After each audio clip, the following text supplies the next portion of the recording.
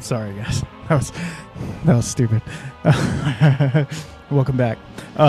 So, as you well know, we're going to do a little spooky episode. So this might not be for kids either. If not that kids are listening to a whiskey podcast, but whatever. If your kids are, then maybe this might not be the one for them either. So let's do this. We're going to do a little bit of housekeeping like we always do. Then we're going to get into some spooky stories about distilleries around here. And we're going to talk about all that stuff. And it's going to be pretty cool. I hope that you guys enjoy it. I wanted to do kind of a special episode. So full disclosure, I do believe that Halloween is a not great holiday. Obviously, with my background, I don't partake in any of that. I do love like horror movies. I love scary stuff, but I also know that it opens up things and lets evil, demonic, blah blah blah spirits come in. That's a totally different podcast. We can talk about that later. So I don't really partake in the whole Halloween-y stuff. But I thought this would be fun to have some spooky things.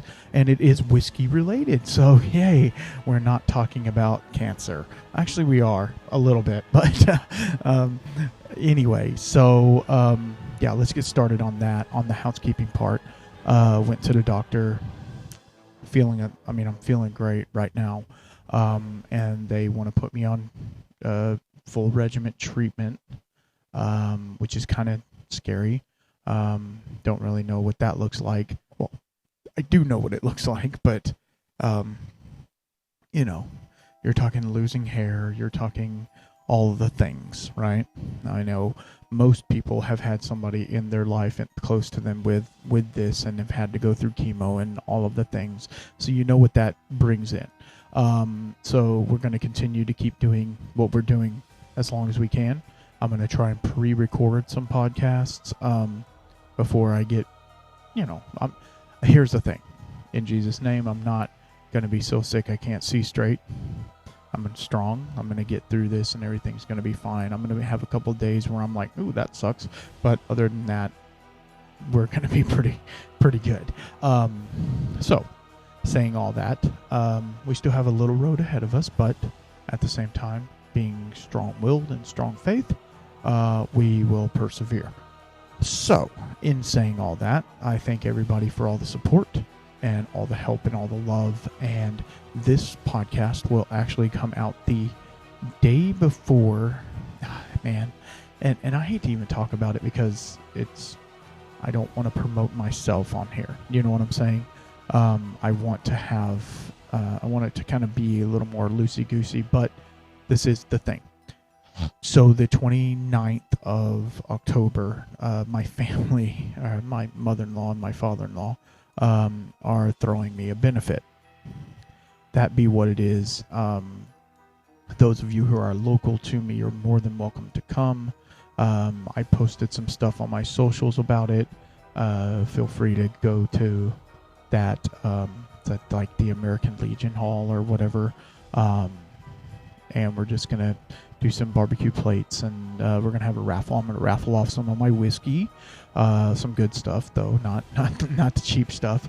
We got some Blantons in there. We've got some Weller, some other things that we're doing in there. So as of the 29th of October, 2023, that will no longer be. So whenever you're listening to this, it's probably already over. And I'm sure we had a great turnout because I'm already getting people saying, they're coming. So, so that's that. It is amazing to see the outreach and the people that are wanting to support and help and love and all of the stuff. I know a lot of you who are listening have supported, and here's the deal. I'm not going to lie to you. I don't make any money doing this.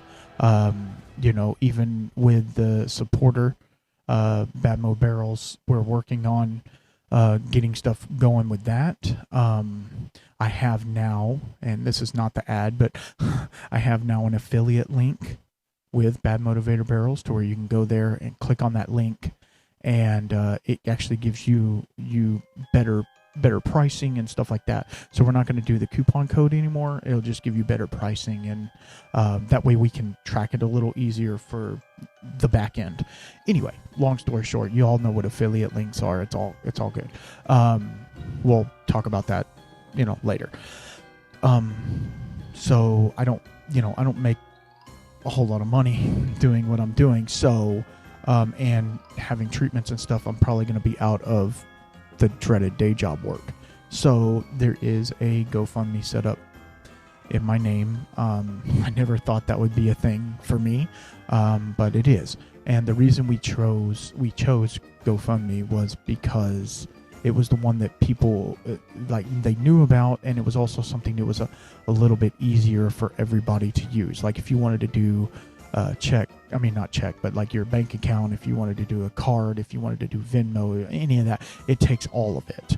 So you just do your thing, PayPal, all of that goes directly to it. So you don't have to sit there and, well, here's my Venmo, and some people don't have it and stuff like that. So we want to make it as easy for everybody to donate. And those of you who already have donated, I love you. Thank you.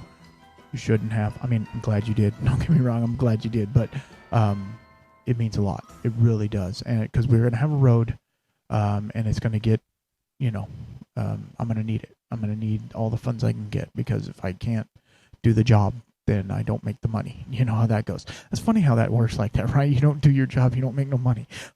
Anyway, but all right. Enough of that. Or enough about the housekeeping. Hold on, I'm going to pour myself a little drink just because. So this is let me smell it first. All right. Yes. I had to smell it because I don't label a lot of things. So again, I'm drinking some homemade wine, and I think I've already told you about me not labeling the homemade wine. But anyway, this is a really cool one. A couple of maybe last year, I did a apple pie moonshine.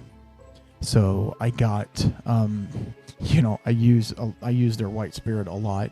I went to Andalusia, got a bunch of their white spirit, and I mixed it with apple pie spice, with apple juice and stuff like that. Made my own little concoction, and I gave it to people for the holidays, Christmas, whatever. And I had some leftover, I guess you would call it base, the apple pie base. So it was apple juice with the spices and all that stuff in it, and it was sitting in the fridge. And I was like, well, what am I going to do with that? So guess what I did with it? I fermented it. It's pretty high gravity. So I fermented it, and it made like a really cool wintry apple pie type wine. It's about 12%. So let's dive into it. On the nose, it's super. I don't know why I'm giving you tasting notes of my damn wine, but anyway, here we are. Welcome to the machine, I guess. I love cinnamon, right? So it's super cinnamony, it's super allspice, super clovey, but you still get a little bit of that apple backbone. And if you know anything about fermenting apples, which you probably don't, or if you do, you know, it has a lot of malic acid in it, and the malic acid, you have to go through a secondary fermentation called a malolactic fermentation. We've talked all about fermentation and all the things for that, but you have to go through that malolactic fermentation, or else it just tastes weird and gross and like really off. So it takes apple, not always, this is not, every scenario, but apple takes a lot longer to go through its process than some of the other fruits that are out there. Like grape, it has to go through something similar to that, but not near as bad, right? So let's get into it. So it still has a little bit of sweetness, but it is so like, oh man, it's almost like the crust of an apple pie. I get some of that. I get the baked apple taste. When you get like really good apple pie, you know what I mean? That's what it tastes like to me. So I'm going to be enjoying that throughout this podcast. And I've been trying to do these longer format podcast, and I hope by longer format, I mean an extra 15, 20 minutes, because I know, like, for me personally, when I'm out working, I don't want to have to, like, skip to the next podcast because this one's already ran out, you know what I mean? And, like, I don't want to do that, so I want to give you guys a little bit more out there. And got the spooky music in the background. We're doing good. It's a Sunday afternoon, having a little wine in the shed. It's not hot. I think I got ate alive with mosquitoes, which I don't know if that's good for somebody in my situation, but it's one of those things. So today, we are talking about the dark side of whiskey. The dark side. So, y'all remember, wow, that tells you I'm from Texas, right? Y'all remember, a while back now, actually. I need to get him back on in the near future so we can talk about some stuff. We talked to Alan Bishop, right? And Alan told us he is what they call the alchemist of the Black Forest of Indiana, right? That was his little moniker and stuff like that. And he goes super deep into the actual alchemy of distillation. So I wanted to kind of open with that. He has his own podcast that he talks a lot more about the esoteric and the kind of 4T high strangeness part of it, called If You Have Ghosts, You Have Everything. You'll know once you see it. He does a lot of spooky episodes. He does a lot of talks with distillers and their spooky things that are going on, like ghosts and stuff getting moved around the distillery and stuff like that. It's really super cool. And that's what kind of led me down this path. Now, everything I am reading to you is very generic. I did research on it I have a couple sources that I resourced to get this information.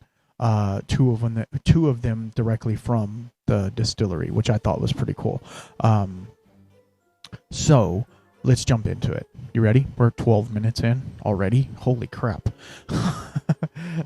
Anyway, okay. So we're going to talk about alchemy and what alchemy is, right?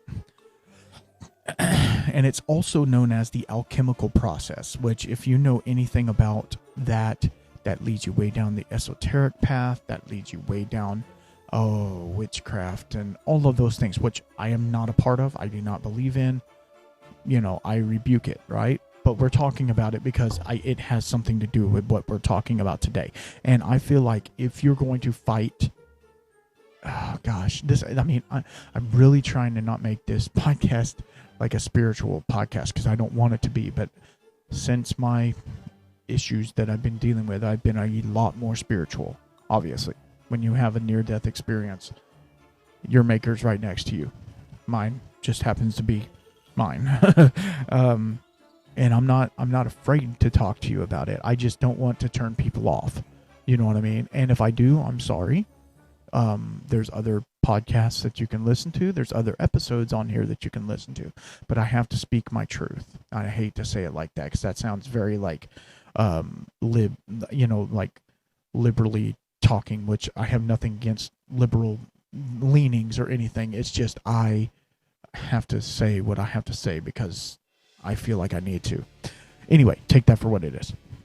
All right, let's go. This comes from Wikipedia, just a little sleuthing on the internet. So, the alchemical process is a philosophy and a proto-scientific tradition that aims to transform base metals into noble metals, such as gold, and discovered the elixir of life, granting immortality.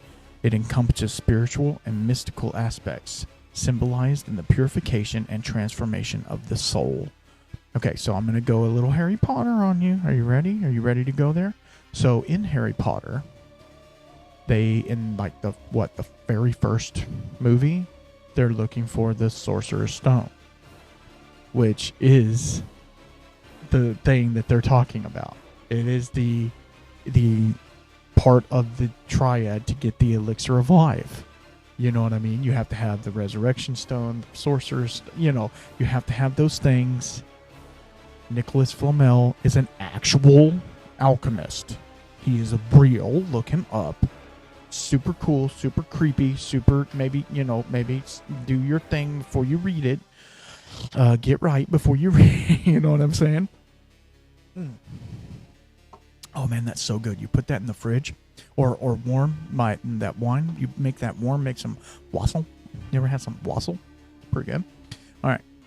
So alchemical processes were often described in symbolic language and allegory terms.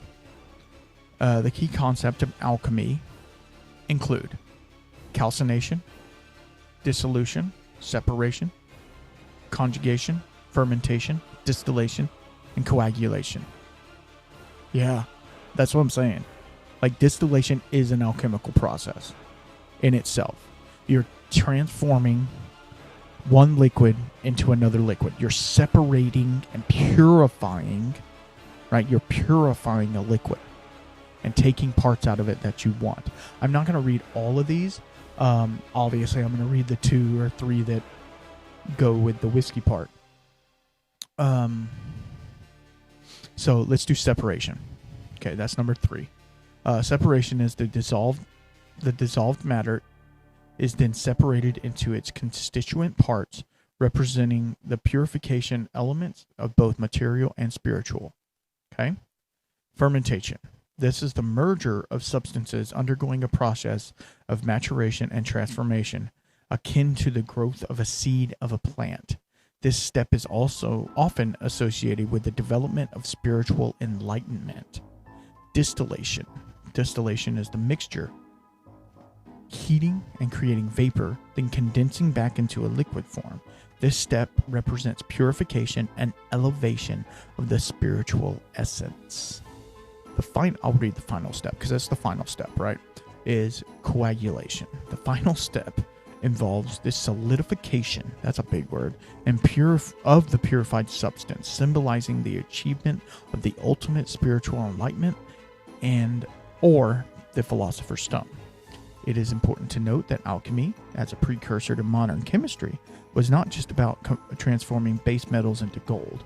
It also laid foundation for development of science process and laboratory techniques. Over time, alchemy has evolved in the fields of chemistry as an empirical observation and scientific method became more prevalent. So scientists are doing alchemy. They are. They're putting this process with this process, and it comes out like this. That's what they're doing. Distillers, they're doing alchemy. They are taking one substance, turning it into another substance. Fermentation, same thing. Making sourdough bread is something as simple as that. Making a koji, making a kimchi, making a kombucha, making all of that is fermentation, right? Which is a part of alchemy. Now, here's the thing. It's all set and setting and practice, right? What are you doing it for? Because Jesus himself turned water into wine, right? So it can be used for good and bad. Let's just leave it at that. Okay? I do not think that distillation in itself is inherently evil. I do not. But you can use it for evil, is what I'm trying to say. For the dark one. For he who shall not be named. I don't know. I'm being silly. I'm sorry. But at the same time, it's fun. It's fun to talk about this, and it's fun to go through this. And now we're going to move. Okay, do we want to stay? I have some in America, and then I have one. Hold on. How many do I have? Okay, I have one in the United States, and then the rest are in Scotland. Let's do United States first, okay?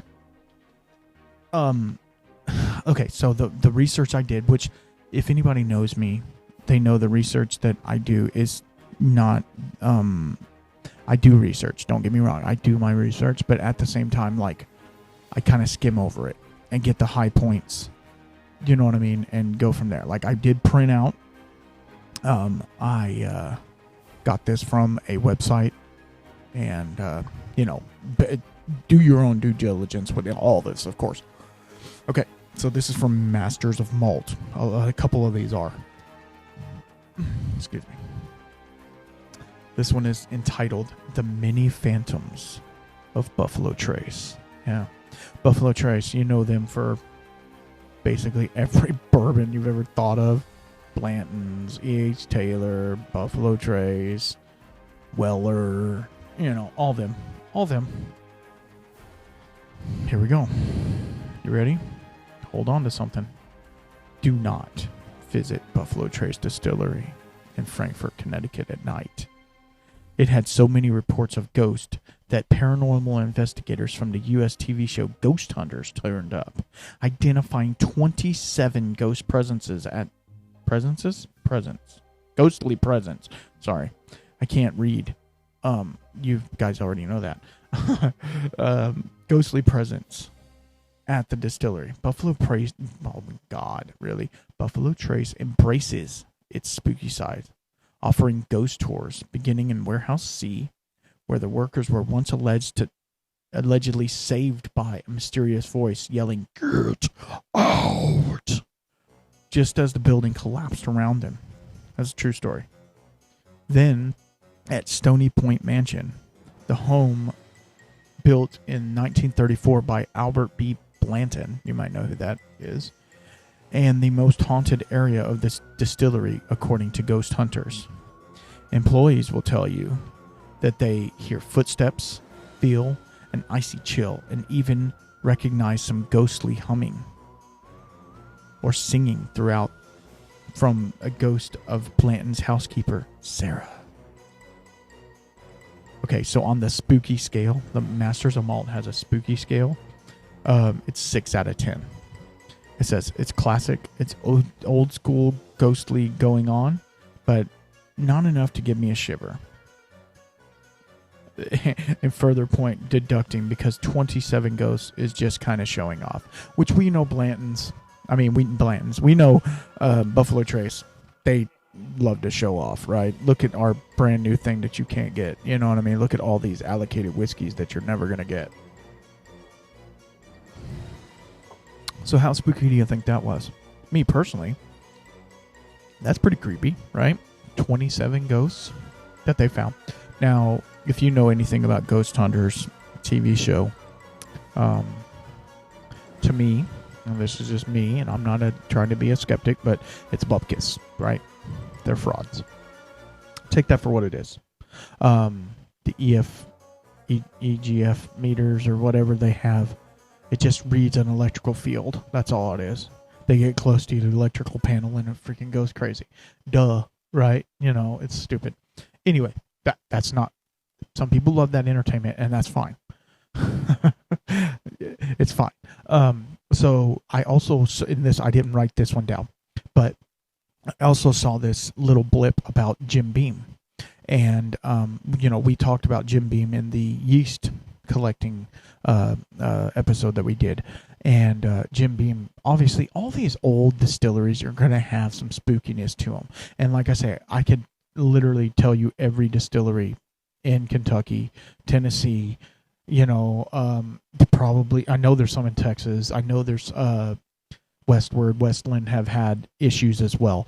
When you are distilling and performing alchemy, you open that door. I'm going to say it, and I said it, and I'm sorry. You open that door. And if your intent is not correct, and if your intent is not in the right way, you will bring on spirits, or you will awaken the spirits that are already there. Take that for what it is. Anyway, Jim Beam also had a huge encounter where there was people in the second story of the warehouse, and they heard people not moaning but kind of humming, I guess you could say. They were humming, and then all of a sudden they heard one of them shriek, and when they shrieked, 4 barrels fell off the second story rack, right in front of these people. Strange, I say so. Mitigated by their presence? Possibly. Does it make the whiskey cooler? A little bit, not gonna lie. It does. It makes the whiskey a little bit cooler. All right, let's head over to Scotland. Y'all know I'm a Scotch head. Hopefully you guys are getting there. You know what I mean? A good single malt, can't beat it. I know. Y'all love your sticky bourbons and stuff like that. Cool. It's fine. Let's go. Bowmore. Y'all know what Bowmore is? If not, you're fixing to find out. Bowmore Bamor is the oldest distillery on Isla. Bamor, okay, this is called Bamor's Headless Horseman. Yeah, I forgot to do that heading. And this is from Masters of Malt again. So, okay, Bamor. First, we head to the oldest distillery on Isla, Bamor, for its scarcely believable tale. No, this isn't one about the resident ghost that said to the inhabitants of the distillers in the vault, or even about the time that the devil himself got into a spot of bother hiding in the local church, which was round, so it had no corners for the devil to hide in. I expect better from Lucifer, to be honest. Yeah, well, he's not the smartest. I mean, he's cunning, but he's not that smart, I guess. And was chased out. He said he's said to have escaped in a barrel. And this tale inspires the devil's cast bottling. That means it couldn't be just marketing bump. Is that bump? I don't know. That's actually scarier than most ghost stories, in our opinion. Instead, we'll tell you a tale of a phantom patron. One dark and stormy night. Crofter. I don't know what a crofter is. Oh, I'm sorry. This is a Scottish name. I'm gonna screw it up. Lachlan Bon sees the ghost silhouette of a headless horseman galloping away from his house. He walked in to find a bottle of Bamor on the table and noticed that a large dram was missing. You'd have to imagine every measure is big when you don't have a head. Oh, they're trying to be funny. And utterly petrified, did something truly horrific. He threw away the bottle. Are you horrified yet? Now, any true leech will always open a fresh bottle for guests and throw the cork into the fire, just in case the headless horseman returns, and to join them for a tipple. I have no idea what any of that means. So evidently there was a bottle of Bamor in this guy's house that the headless horseman had took a big old swig out of, and so then he threw it away. And so now, as like a patronage, whenever they get a bottle, they throw the cork in the fire, which means, bro, you got to drink that whole bottle. Like, it's, whatever. Anyway, the Master of Malt's spooky scale, 5 out of 10. This will be a lot higher, but Bamor says that the Bond brother later revealed that he had bought round the mystery bottle and shared it, but had to run. So he knocked back a dram and rode home, pulling his cloak tightly over his head, and it was stormy. Bond was simply too embarrassed to reveal the truth. However, I get it. So, that being said, nothing. Allowing the story to live on. Still, if you like to retell the story, it can always leave a little bit out. So basically, that didn't happen. It happened, right? It happened, but it didn't. It wasn't a real story. It was just him. He took a drink out of the bottle and ran off and wanted to create a story, which is kind of shitty. I'm sorry. Like, it's supposed to be a scary story, and I thought it was super cool at first, and then reading through it all the way, I'm like, what the hell? That stuff happens. So, all right, let's go. The White Lady of Glenmorangie Distillery. How you like my voice, right? I'm trying. If you're brave enough to step into it, the decommissioned floor malting at Glenmorangie Distillery, then you might just be visited by the ghost of the White Lady, a mysterious phantom. She is said to be the cause for wallpaper peeling without explanation. No tearing was found. No tearing was found, and the former distillery manager, Graham Unison, said that the walls were bone dry and that nobody could account for it, which inevitably led to the talk of the white lady having been at work. The mom's spooky scale, 8 out of 10. Skeptics claim that the white lady was a clever tale told to ensure that the malters didn't doze off during the long night shift. But that doesn't explain why the peeling wallpaper. That's true. That's true. Okay, so we're going to pause real fast. Not pausing the thing. I'm not going to pause the thing. And I want to talk to you guys real fast about Bad Motivator. Yeah. So I know we've already talked about this, and that's fine. And I want you guys to understand I appreciate all of y'all who have gone to badmotivatorbarrels.com and picked up a barrel and used the coupon code. But here's the deal. We're no longer using the coupon code, okay? We are using an affiliate link, which will now be affixed to the description below. So all you'll have to do is go to that affiliate link, click on the affiliate link, buy your barrel. It's going to be at a discounted rate. And it helps me out, and it helps Chris. It helps him get some allegory on where the barrels are going, how many barrels are, you know what I mean? Like, so if you don't know about Bad Motivator barrels, for one, where have you been? I've been talking about them for a minute. But anyway, it's a smaller barrel, which is 80% stainless steel. And it has a wood, what they call a head, and with a spigot and a bung in it to where you can fill it and pull from it. It holds about 8 750 milliliter bottles. So what you would want to do if you are a craft distillery, if you're a hobbyist, whatever, like I say, it holds about 8 750 milliliter bottles. You'll just fill it up, and they have all different types of wood that you can order. You can get New American oak. You pick your toast and char. You can get used oak. We just did a giveaway for a used bourbon barrel, and Jeremy, he won the barrel, so that was super fun. And they're doing, oh man, they got wine barrels. They got there's some sherry barrels coming out. All kinds of stuff.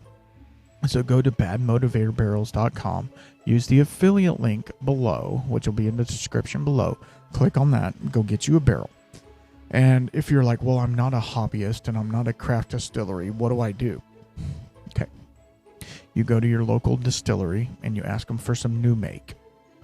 I don't care if they're like even a vodka distillery, right? Say, make me a funky, or a rum, put a, if they're doing rum, get some rum hearts. You want the good stuff, obviously. You don't want the nasty stuff. And buy it. It's going to be cheap because they don't have to age it. They don't have to do any of that, right? Yes, it is a financial responsibility, but it's one of those things. You put it in the barrel. You let it sit. The thing is, these things age like a full-size whiskey barrel, right? Like a 53-gallon barrel. So it's going to take a while.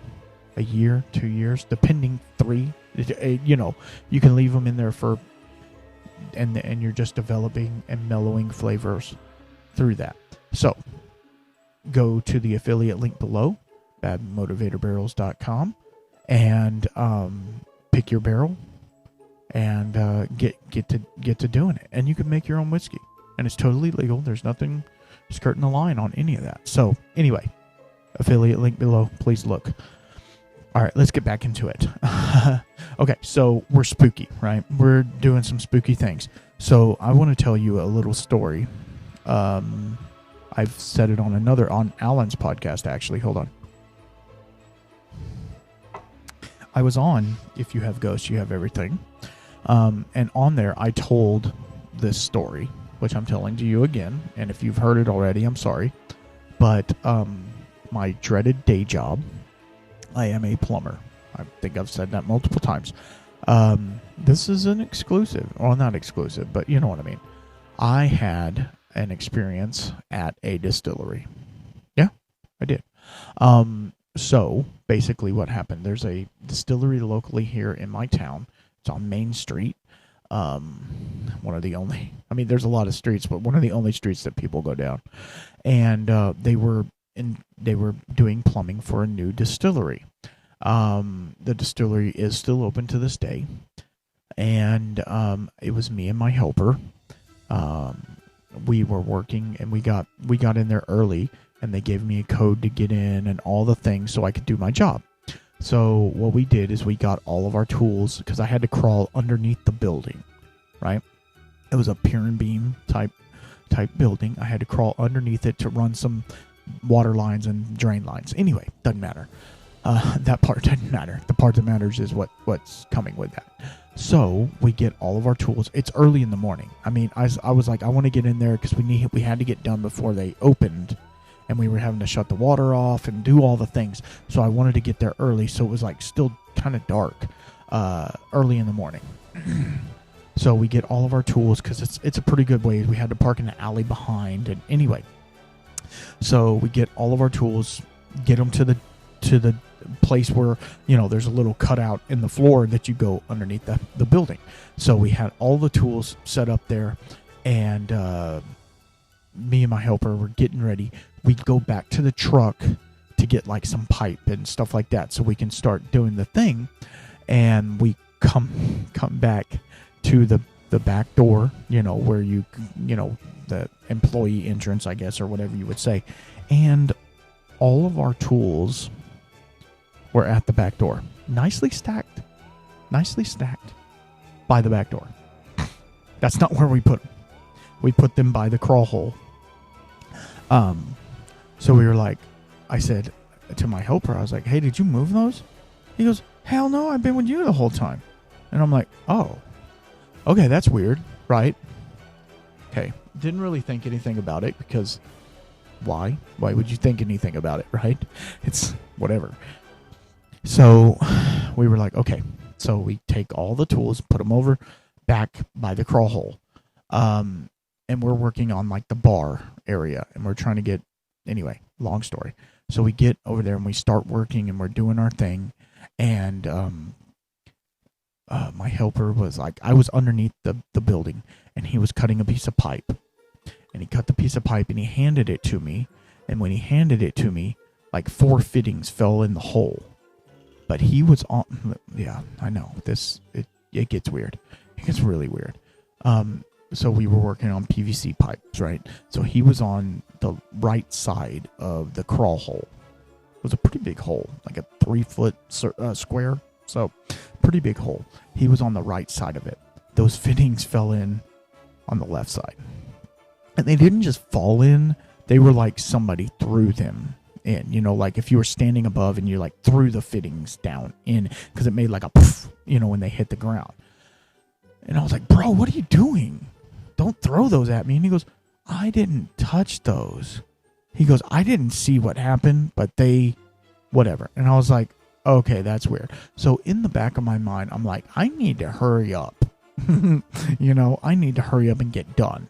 So I was working faster than normal, and we were just, busting ass trying to get done because it was creeping me out. And so we got that part done, and we were like, okay, here's the deal. We need to turn the water back on, and I need to just double check everything to make sure there's no leaks and stuff like that, obviously. So my helper runs to the back, where the still and everything is, and we had lights on, you know what I mean? So it's not like we're working in the dark. We had lights on, but they said don't put a whole lot of lights on, because then people walking by will be wanting to come in, and it's it's a big mess. So I'm underneath the house with my little flashlight and a pair of pliers or a hammer or something to beat off whatever's there. So he goes and turns the water on. And he gets the water on. Everything's good. And he's like, yeah, okay, water's on. I'm like, all right, everything's good. I look for everything, no leaks, no anything. Okay, cool. I got to get out of here. So he's standing, kind of by the crawl hole, but not on top of it, because obviously he doesn't need to. So I start scooting back. I'm getting, because like a lot of people get kind of claustrophobic when you're underneath the house, because like you got the ceiling and the floor, and you got a little area to go in. You don't have a whole lot of room.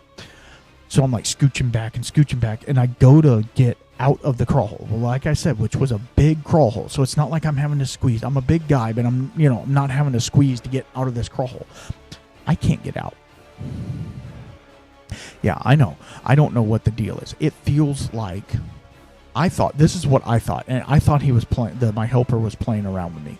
I thought he had the piece of plywood or whatever, the flooring that was there to cover the hole. I thought he had that like on my back, like trying to push me back down underneath there. And I'm like, bro, get off me. And he's like, what are you talking about? And he was like probably 3 feet away.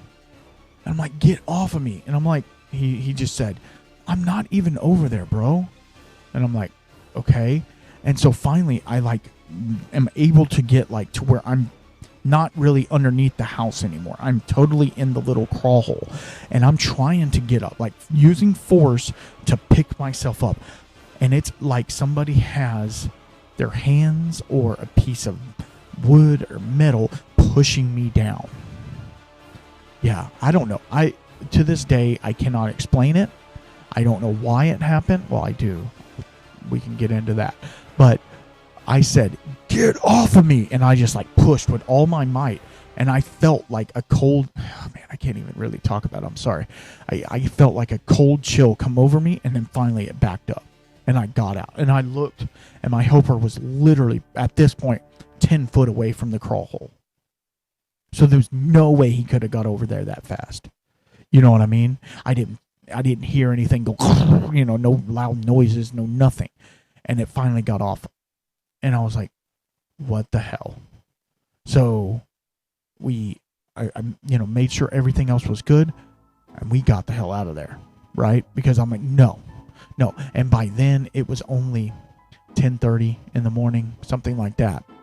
Okay, so here's the story. This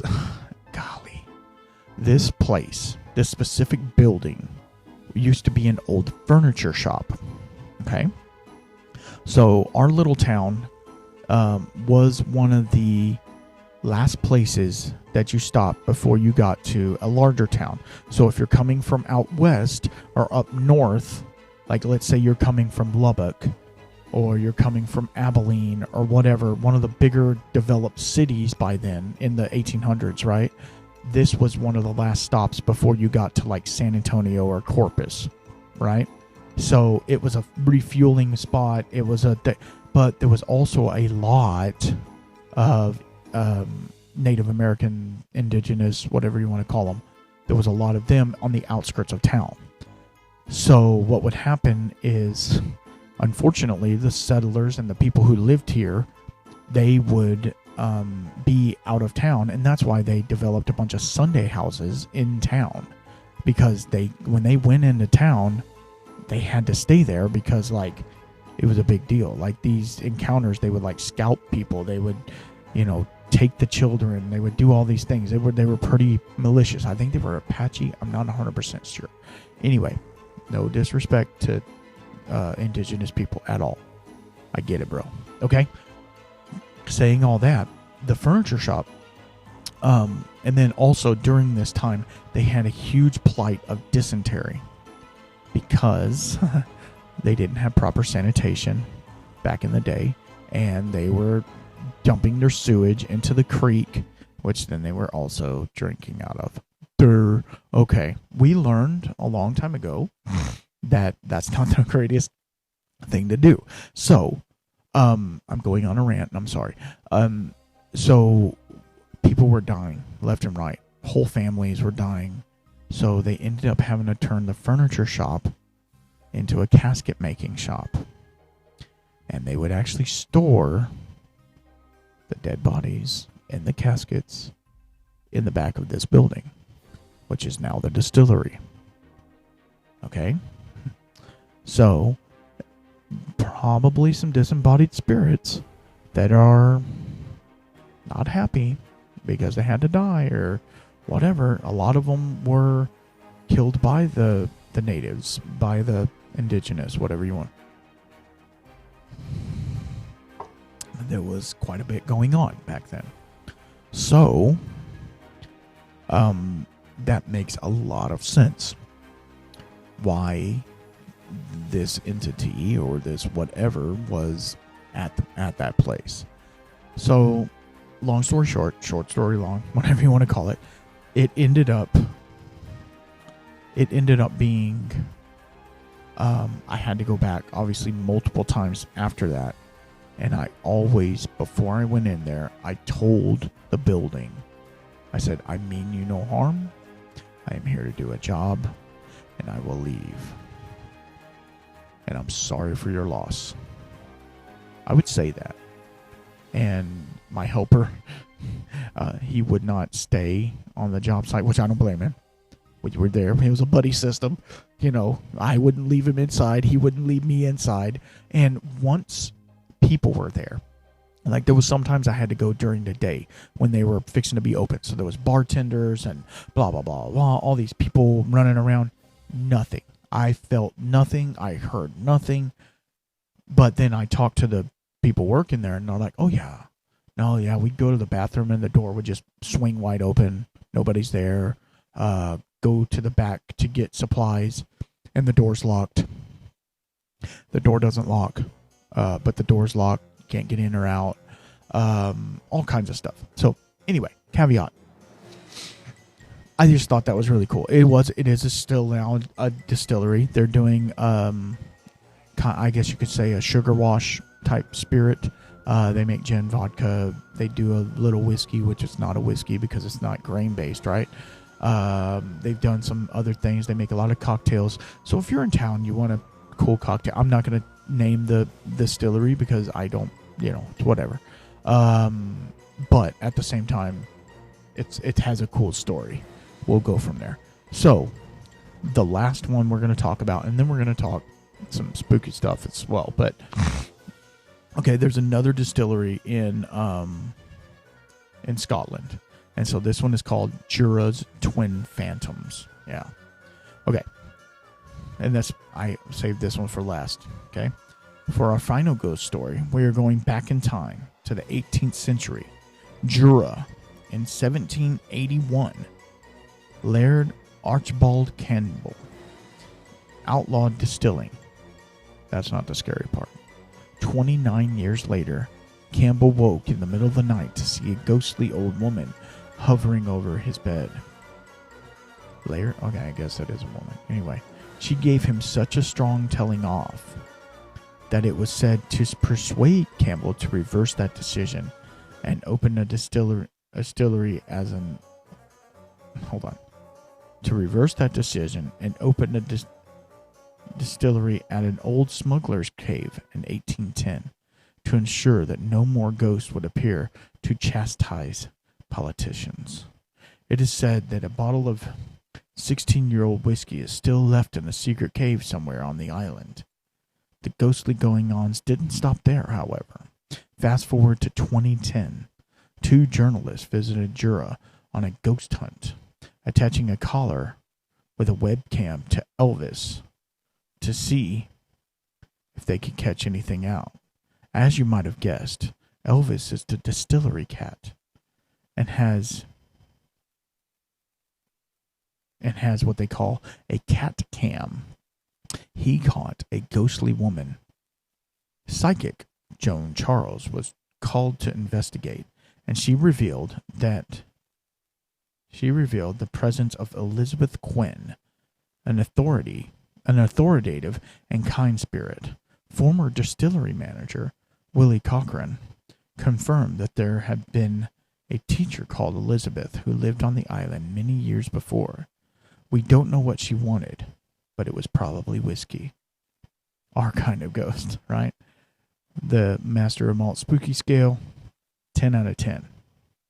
That's spooky, right? Because, and this is their thing, cat cams never lie. And that's true. The spirits, ghosts, ghouls, whatever you want to call them, they are more susceptible to come to animals, children, things like that, because, not to get all weird, but the veil between this world and their world is a lot thinner with these things. So, I know, this got way off topic. It got way off topic, but it didn't. because we're still talking about whiskey. We're talking about spooky things, which is cool. That's what we wanted to do.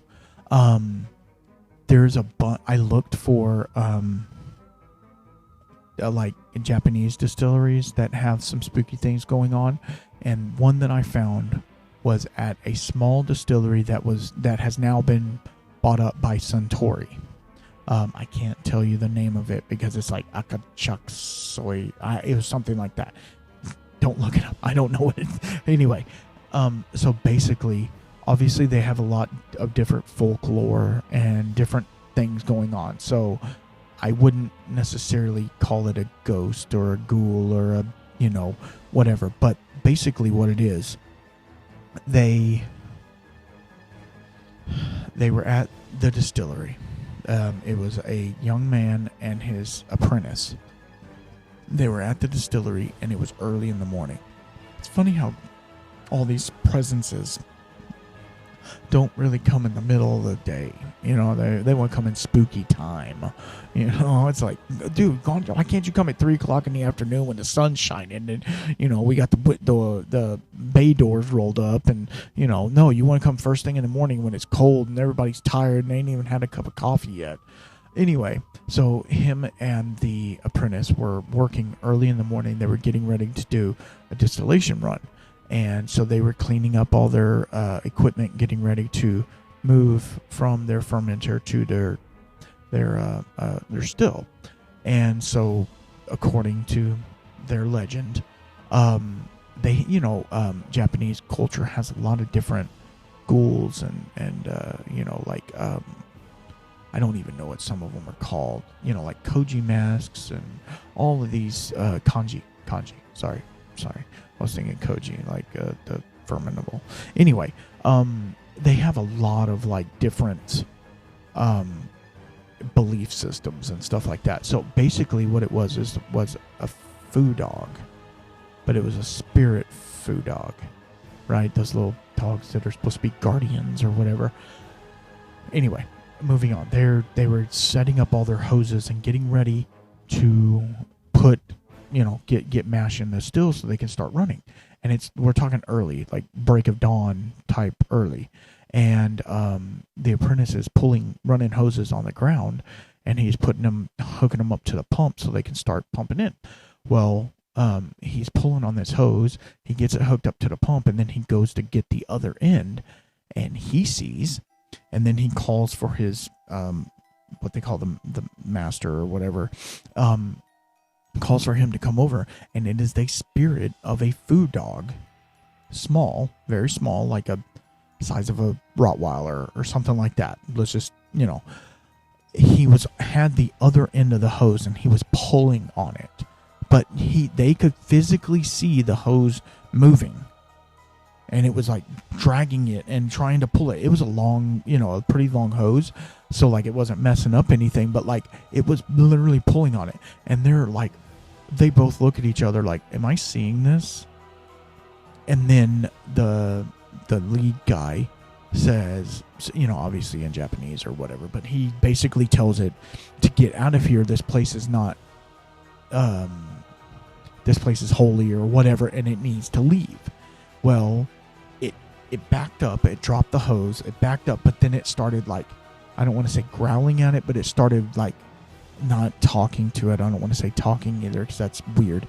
I mean, we're way beyond weird. We left the weird train way back there. Anyway, but it basically started like growling at them, and it took both him and the apprentice to tell it to leave before it did. And it ran through the door, or not through the door, but through the bay door that they had open, and it ran outside and ran off. But as it ran, there was a lot of condensation and the morning dew and stuff like that. You could see footprints of the foo dog on the ground as it ran off. Creepy. Super creepy.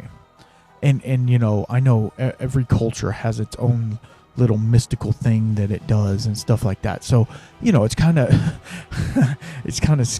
not scary. It's not scary because you have to think of setting on all of it, right?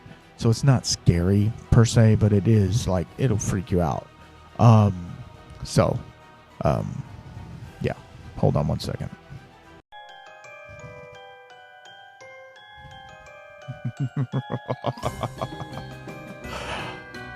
Sorry, I had to cut off there for a minute. Oh man, it's one of those things. Like when you're doing a podcast like this, you got to keep your time right. You got to keep your numbers where they need to be. And when you're doing it by yourself, it's kind of one of those things.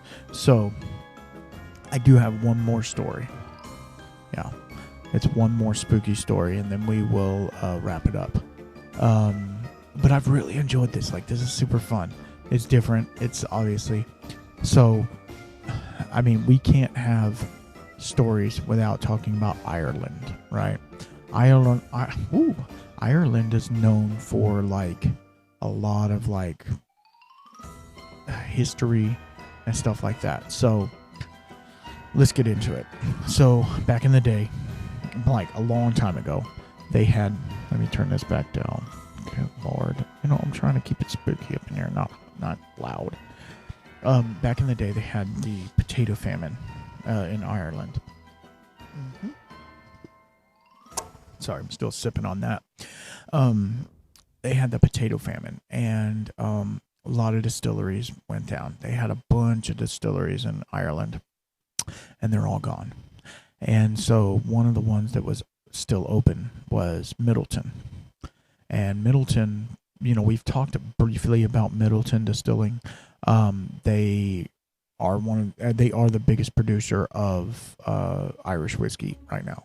They own Redbreast, Connemara, Jameson, all the big ones.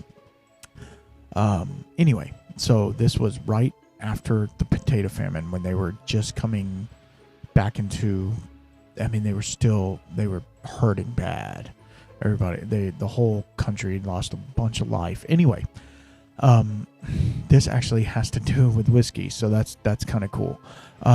So there was an old still hand, and he was the guy that would, I guess he was the barrel guy, the guy that would take the filled barrels, take them to the rick house. It's funny how all this ghosty stuff happens in the rick house too. Kind of strange. Anyway, so they had just loaded up a barrel. Okay, caveat to that. So now, I don't know about back then, but this is just a caveat that I thought of right now. So Middleton, like I said, they have a bunch of different distilleries or brands that are underneath their gamut.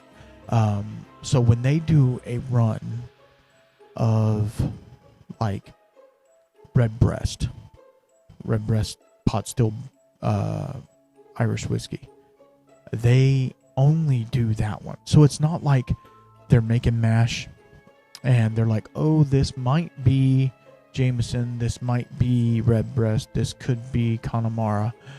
They specifically pick out, we're doing Redbreast today. Has special grain, which the grains are all malt, right? It's all malt. And pot still has, a lot of the Irish has 50% or less unmalted barley, right? That's what gives it that biscuity, cookie flavor, okay? Anyway, long story. They specifically do a run of Redbreast.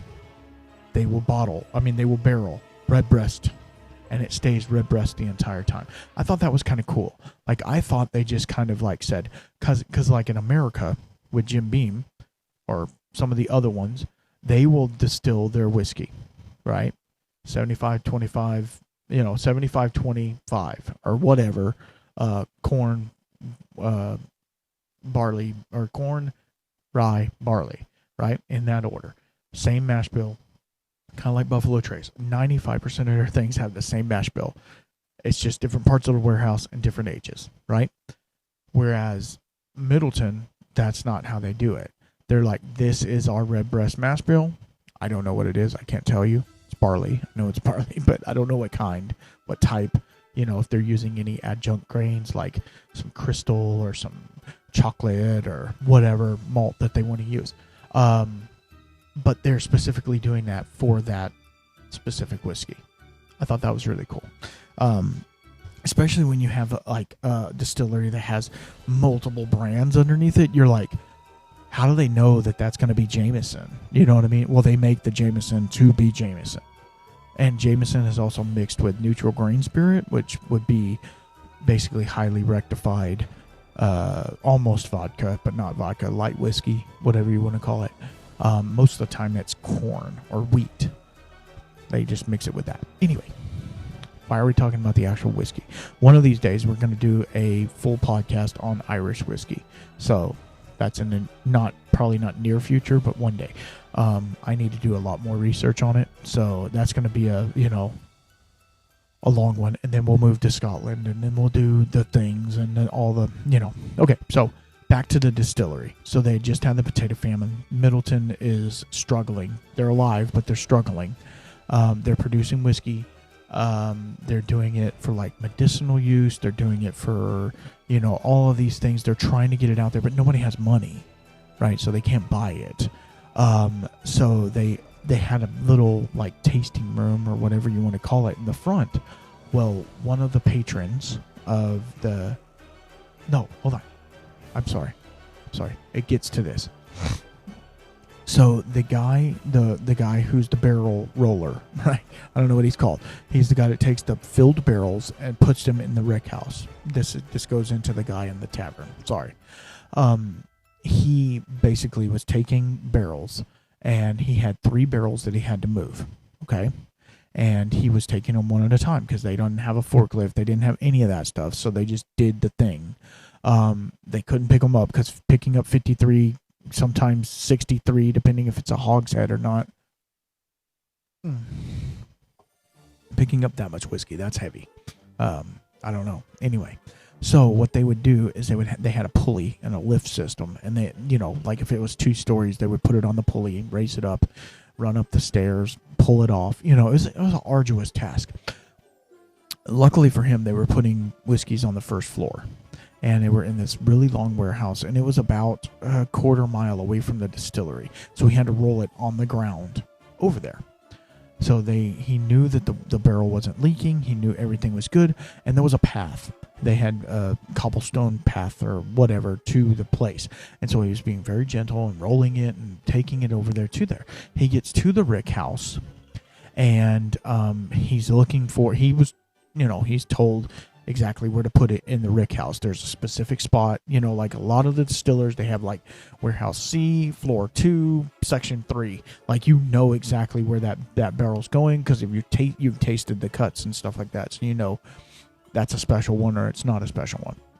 So he knew exactly where it was going. It was going on the bottom floor over here. Well, he gets to where he needs to put it, and he's the only one in the rick house. There's nobody around. And that's normally how a lot of these stories go. It's kind of weird.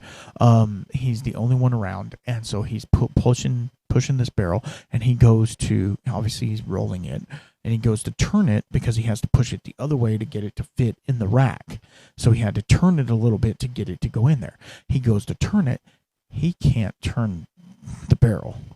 And he's like, what is it stuck on? You know what I mean? He thought maybe there was a nail coming up out of the floorboard or whatever that he couldn't turn it.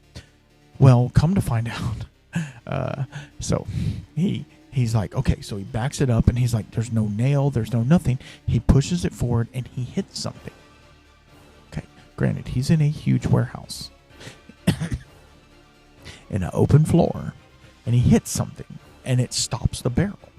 And he's like, what in the world is going on? So he rams it again, and then he hears this noise, like, ugh.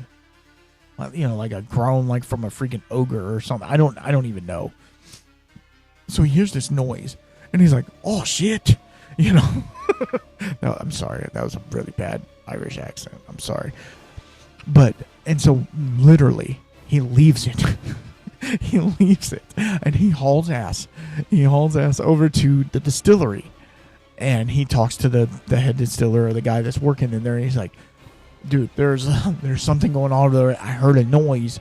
You need to come check it out. And he goes, well, if you're going back to the distillery, you better get this other barrel and bring it. And he's like, all right, whatever. So he takes the barrel and he's rolling the other barrel. Remember, he had 3 of them to pick up. And he's rolling the barrel, and the guy follows him over there like, oh, my God, I've got so much to do today. What are you doing? Like, this is stupid. So he gets over there, and when he opens the door, or not open, when they get to the doorway, they see that barrel is, like, up on top of this platform. Like, it was like I don't really like it. It wasn't really clear on like what that meant. Like if it was just like a little stoop or something like that. Basically, he could not have physically picked it up and put it up there, right? He couldn't have done it because that barrel is extremely heavy. So it was sitting on this platform like 20 feet away from where he left it. And so that guy's like, "What the hell did you put it up there for?" And he's like, "I didn't do it. I hit something and it yelled at me." And he was like, "What are you talking about? This is stupid." And he goes, "Get the barrel over there and put it in its place." And so he's like, "How are we going to get that barrel down?" You know, he was like mad at the guy. And the guy's like, "I did not do it. Like, it was not me." Well, then that guy goes over there and they go to get their little dolly. They put it up against there and they go to roll it off and they can't roll it off. It's stuck. And he goes, "Why won't this damn thing move?" You know? And he's like trying to rock it back and forth, thinking maybe it's just lodged in there or whatever. And he finally says, I don't know if he says it or if he's just thinking it. You know, these spirits, they can read your mind too. That's the scary part. He's like, "Let go." And then finally it lets go. And he moves the thing. And that guy, luckily this barrel was going right next to that one. The one that the second one he rolled in there. It was going right next to the other one. And so when he did, the guy had the barrel right there. He was able to push it. And so obviously there was some sort of entity, something in the way, not letting them do the thing. And so they even, and you know, this is how superstitious some people can be.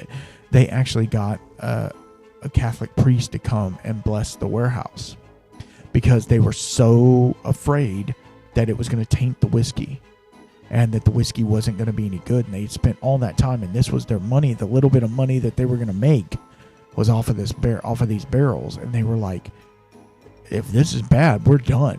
We can't move anymore." And so come to find out, they got it blessed. And now it did not say that whiskey turned out good or bad, but I would think that obviously they used it. If it was me and if they had a good marketing team, I would call it the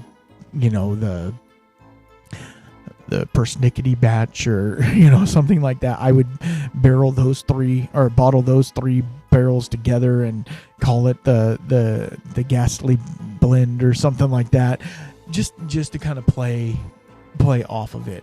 Obviously you don't want to piss the spirits off or whatever. So but anyway, I thought that was really, really interesting that like they couldn't move the barrel, and then it's sitting on top of this platform like 6 feet 7 feet off the ground. It wasn't actually the second story. It was just like a platform. I guess they got up there to check the barrels on top without having to go upstairs. I don't know what the platform was actually for. But yeah, I thought that was pretty funny. And that's the thing, like with these older cities, older towns, older countries, which obviously all countries are old. They are all started. Anyway, like there's some creepy stuff going on in a lot of these places. I've heard of a lot of creepy stuff like in Tennessee. And then you get into, and we're not going to sit on this for a minute. You get into the like Civil War type stuff and a lot of the slave trading and stuff like that went on, and then you get a lot of spooky stuff from that as well, which is that to me is super sad. Not that any of these I don't know what to call them, these ghosts, these disembodied spirits, these whatever, most of them are just mischievous. They're not malicious in their actions, which is great, because obviously if you're distilling or you're running 53 gallons of whiskey in a barrel, you don't want somebody to pick it up and throw it at you, because that would not be a good day. For one, you're going to break the barrel and spill the whiskey, and for two, if you've ever been hit with a barrel, if you've ever played Donkey Kong, right, you die. That's just how it goes. You end up dying if you get hit with a barrel. So anyway, I say all that to say this. This was a lot of fun. I had a lot of fun with this. It was spooky. It was stupid. If you guys, here's your call to action for this one. If you guys have any spooky stories about distilleries that you've been to already, if they got a little spooky story, send it my way, please. whiskeyshamanpodcast@gmail.com. It's a good email for you to send to, or any of my socials. DM me on Instagram, Facebook, whatever, because I want to know about them. I think it'd be cool to talk about them. We might save it until another spooky time, or if it's something that's really cool, we might talk about it, sooner than later. So yeah, no, it was super fun. I wanted to do something kind of spooky because, like, I like to have themed episodes. I say I like to. This is like one of the only ones that has been themed. But anyway, we are going to do like a Christmas special as well and talk about what bottles to buy for Christmas. I think that'll be fun. And obviously we'll do it around Thanksgiving, Black Friday-ish. That way you can have time to go pick up bottles for people or yourself or whatever. Maybe we'll do a top 5 or something like that. Anyway, these are all future episodes, so just stay tuned. And we have some super cool guests. I mean, we've had the most awesome guests so far. The Bearded and Bored episode was so much fun. That dude cracks me up, and I can't wait to do more work with him. I hope you like those type of episodes, because they were really fun. And we got quite a few people coming up, and I'm just shooting my shot to everybody. So we might get some that are lame, and that's okay. But I want to interview everybody and be like, hey, what's your story? How does your whiskey work? And if they want to send me a bottle, hell yeah, I'll take it. You know what I mean? I'm not too proud to beg, obviously. So in saying all that, yeah, no, it's going to be super fun. We're going to, like I said, we're going to have some cool stuff for Christmas, Thanksgiving-ish. But here's the other thing. Also, going through treatments, stuff like that, I don't know as of right now how I'm going to be feeling. So I'm going to try to have episodes lined up. They might be, like just kind of filler episodes, which is fine as well. So like, just stay tuned. I'm going to try to do these more live episodes. But I don't know what's going to happen. So, I don't know if it's going to knock me on my ass or not. It's not going to, in Jesus' name. It's not going to. So I don't have to worry about that. We're going to be strong and we're going to get through this. But at the same time, I don't know. So just keep that in mind. But as soon as recovery happens and as soon as we're back up and going, it'll be balls to the wall. Ball to the wall. I have to joke about it. Gotta laugh to keep from crying sometimes, right? I understand. So yeah, do all the things, right? Follow, like, subscribe on everywhere. The affiliate link will be below when this thing posts up. I'll have the affiliate link for Badmo. If you haven't picked up a barrel, please think about it. Even if you're not into making your own whiskey or having whiskey like that in the house, they look cool in the shed. They're a good talking piece, and it supports small business and small podcast. But I'm not going to say small anymore, man. We're growing and showing, which is great. I love it. And I appreciate all of you who are sticking around and all of y'all who want to hear the new that's coming. And okay, so before I even start treatments, I will have Psalm 3 done, which is going to be super fun, and we'll do a whole podcast on Psalm 3. And then very soon after that, I will try to get Daniel from the Wizard Academy to talk to us about sommelier stuff. I think that'll be fun. So yeah, I think that'll be really fun because, okay, so whiskey related, absolutely. Something that everybody's going to want to do, probably not. Because it's very, very nerdy, but it's also like information overload.